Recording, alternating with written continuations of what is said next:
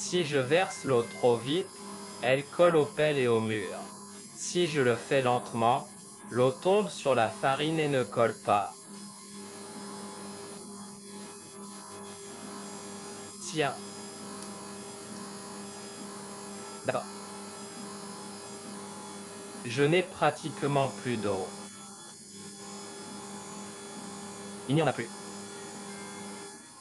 9h25, donc ça m'a pris 1 minute et 20 secondes, 1 minute et 25 secondes. Maintenant, attention, si vous regardez la pâte, vous remarquerez que la pâte, ce n'est plus de la farine mais c'est devenu tellement de flocons, beaucoup de petits haricots verts. Maintenant je vais voir si par hasard la pâte a raison que c'est l'important car il y a des centaines de farines sur le marché et la machine est un peu particulière à la fois parce qu'elle pétrit à l'intérieur du grand récipient. Mais ensuite, avec 8 pelles, pétrissez ici comme s'il le faisait à la main, donc c'est très important que la pâte soit faite, haricots, sautillant comme si c'était du popcorn et dans ce cas, regardez, extraordinaire, c'est vraiment beau et pétillant, il n'y a pas de gros morceaux, disons, parce que si vous êtes à l'intérieur, vous trouvez des morceaux aussi gros qu'une cacahuète, une noix. Non, ce n'est pas bon, vous devez arrêter la voiture parce que cela signifie que vous avez mis trop d'eau. Si, par contre, par hasard, au contraire, il est farineux, il n'y a pas.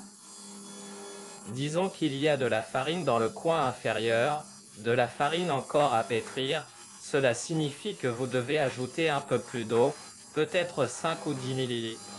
D'accord, c'est, disons, le but.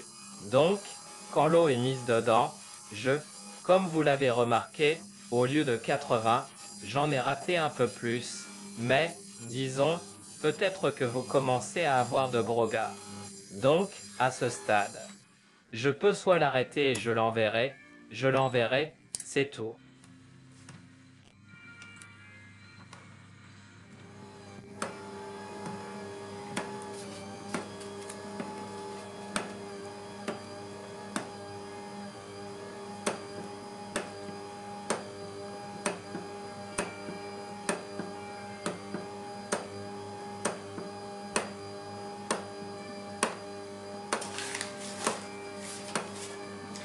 Dans ce cas, vous pouvez voir ici qu'il y a un peu plus d'eau.